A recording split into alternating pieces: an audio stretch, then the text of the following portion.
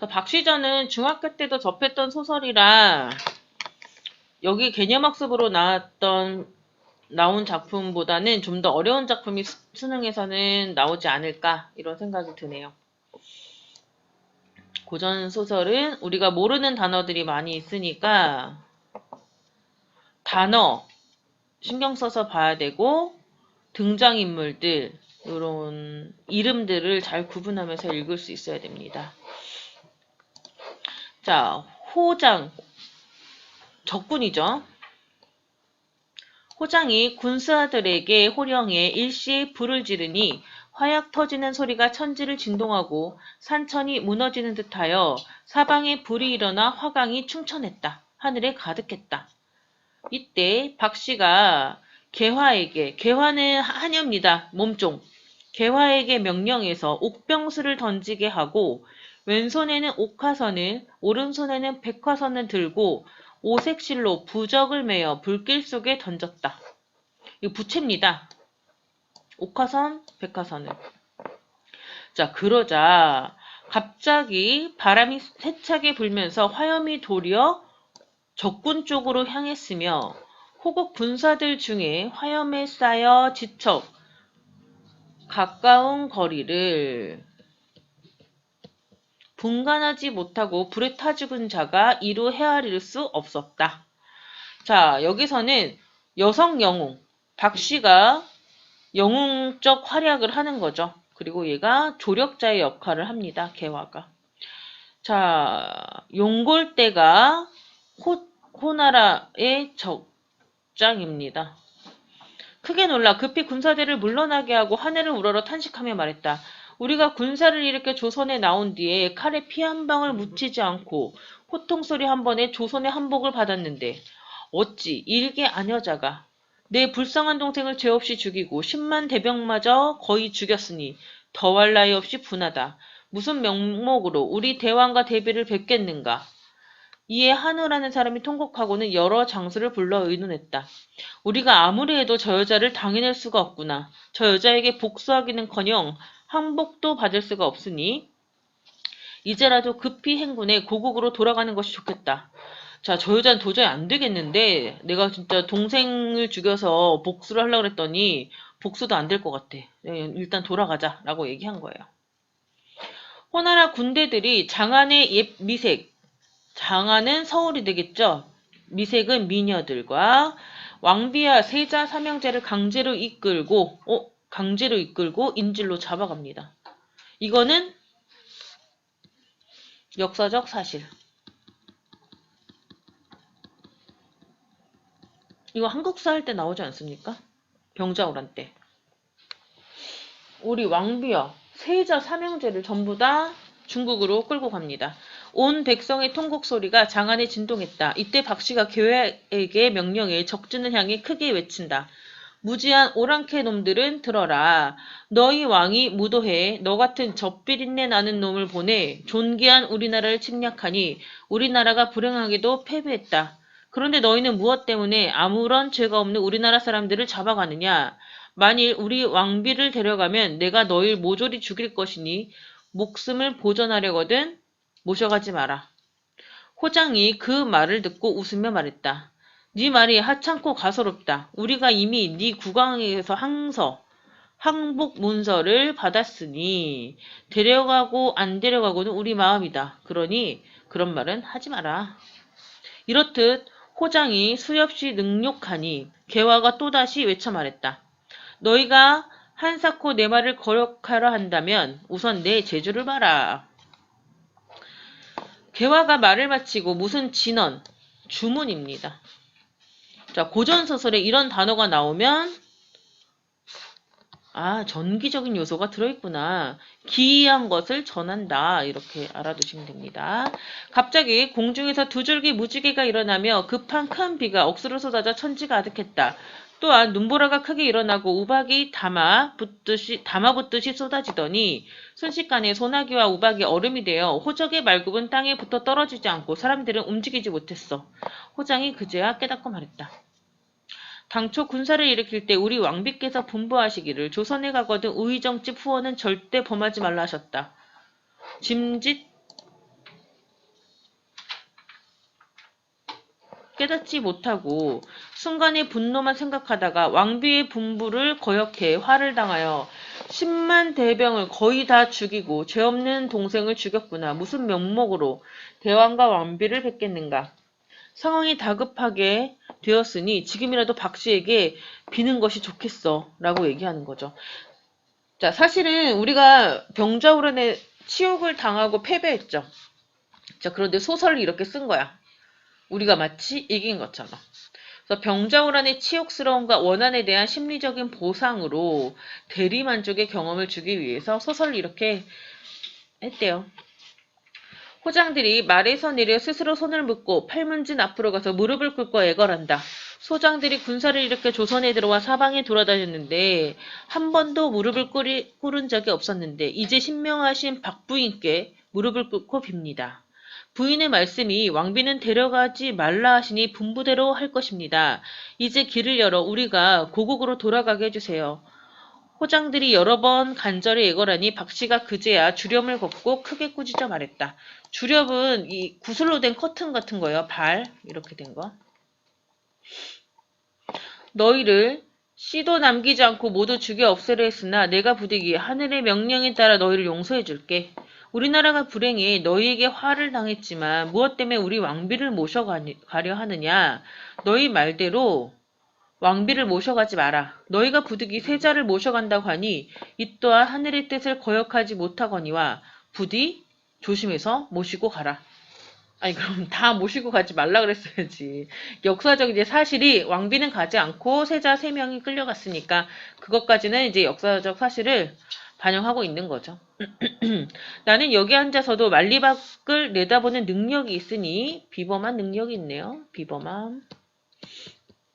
비현실적 능력이죠.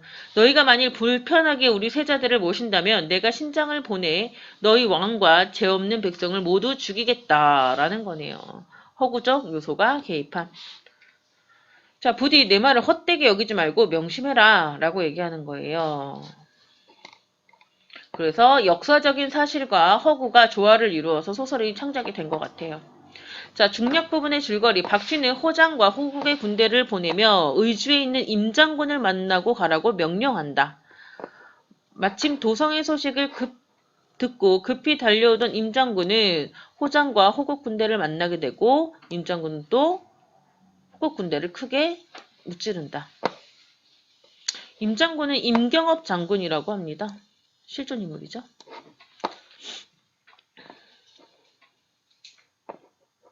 자, 이때 임장군은 호국 장졸들을 단칼에 물찌르고 국권을 회복하고자 했는데 사자가 와서 임금의 말을 전해준 거야. 장군이 북향 사배하고 받들어 보니 이러했다. 오호라, 나라의 운수가 불행해 모월 모일에 호나라 병사들이 달려들어 도성을 습격함에 짐이 왕이죠. 왕이 쓴 편지니까. 임금님. 우리 임금님이 나는 남한산성으로 피난했으나 호국에 10만 대병이 들어와 호장의 호통 한마디에 어쩔 수 없이 강화를 했으니 어찌 슬프지 않겠는가. 아무래도 하늘이 정한 운명인 듯 하도다. 매우 분하고 한심하나 이미 끝난 일이다. 경의 충성, 이 경은 임장군입니다. 임장군의 충성이 모두 허사가 되고 말았구나. 이제는 어쩔 수 없으니 경은 길을 열어 호나라 군대를 돌려보내라 라고 얘기하는 거죠. 자, 네가 지금 호나라 군대를 맡고 있는데 우리 이미 항복한 상황이야. 그냥 보내줘야 될 것 같아 라고 얘기하는 거죠.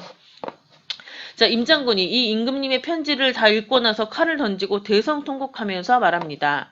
아, 슬프다. 조선 망고의 소인이 국권을 농락해 이처럼 나라를 망하게 했는데 하늘은 어찌 이토록 무심하시오 라고 울고 있어요. 통곡을 그친 장군이 분한 마음을 이기지 못해 다시 칼을 들고 나가 호장을 사로잡아 땅에 엎드러뜨리며 꾸짖어 말합니다.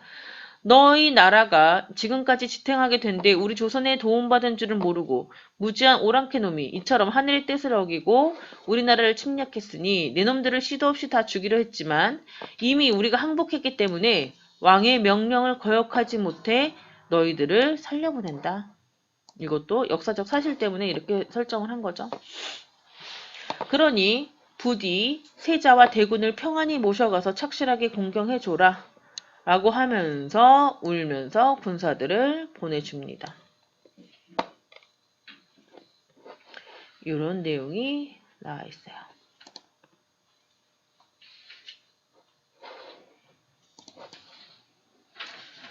자, 역사적 사실을 고전소설 중에서도 역사적 사실을 바탕으로 한 전쟁 이야기입니다.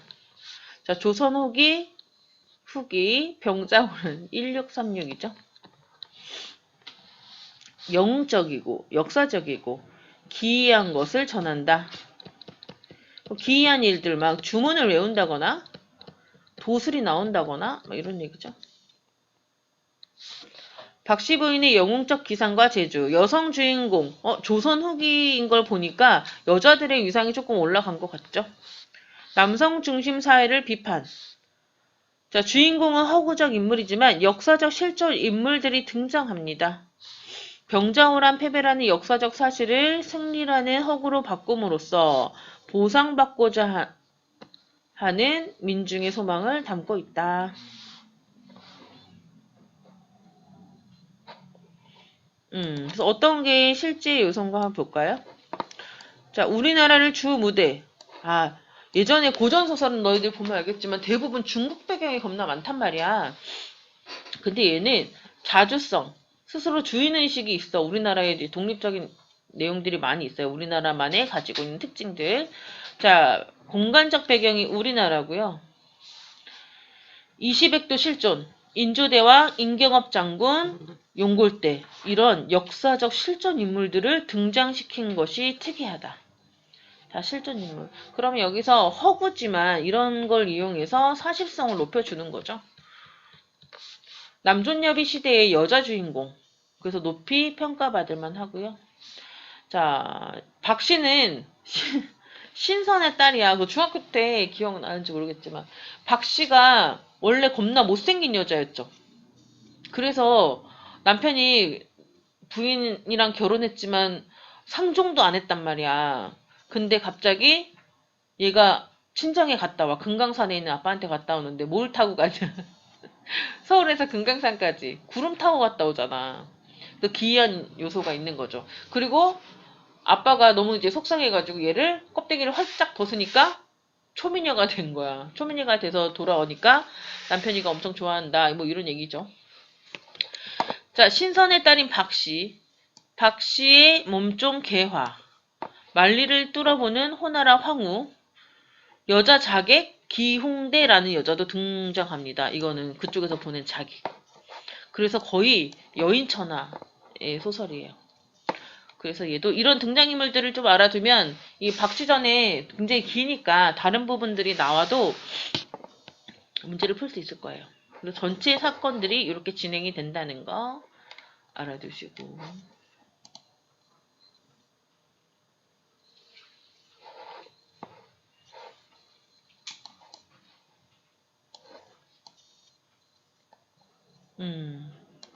전체 줄거리 한번 읽어보라 그러면 안 읽겠죠? 전체 흐름이래요. 이시백은 똑똑했어. 그리고 이시백이 이 실존 인물이라고 그랬죠. 자, 결혼을 시켰는데 이시백은 첫날 밤 부인이 천하의 못생긴 것을 알고 대면조차 하지 않는다. 그래서 화를 피하는 곳이라는 이름의 피화당을 짓고 거기서 살았대. 개화랑 같이. 근데 시백은 너무 못생겨가지고 완전 외모 지상주의였나봐. 거들떠보지도 않고. 근데 박씨가 능력을 일으켜서 남편을 장원급제시켜. 자, 그리고 3년 만에 애군을 벗고 천하의 초미녀가 됐어. 그랬더니 시백이가 너무 기뻐해. 그리고 화목하게 지낸대. 자, 그 다음은 전쟁 이야기입니다. 실존 인물이었던 용골대 형제가 조선을 침략하러 옵니다. 그리고 박씨가 누구야? 용골대를 죽이고 용을대도 혼을 내준다. 그래서 내쫓는다. 이런 내용입니다. 나라를 구한 박씨 이야기. 자, 이거 봐. 소설의 요소는 호나라 군대가 군사를 일으켜 조선으로 출병했다. 청나라 군대가 조선을 침략했다는 거. 맞죠? 자, 청나라 장수 세자만 호국으로 데려간다. 이것도 볼모를 세자 3명을 다 데려간다는 게 사실이고, 임장군은 임경욱 장군을 말합니다. 자, 군담소설은 임진록, 임경업, 이거 못하네요. 임경업전, 박시전 이런 것들이 있고요. 또 유충열전, 이것도 배웠었죠. 유충열전, 소대성전, 용문전 이런 것들이 있어요. 여성 영웅소설 대표적인 것들 박시전, 홍계월전. 이것도 수업에 어디 교과서 같은 데 나왔을걸요? 여자 영웅들. 이것도 방울이 전쟁 영웅이 되는 거. 그런 것들이 있습니다.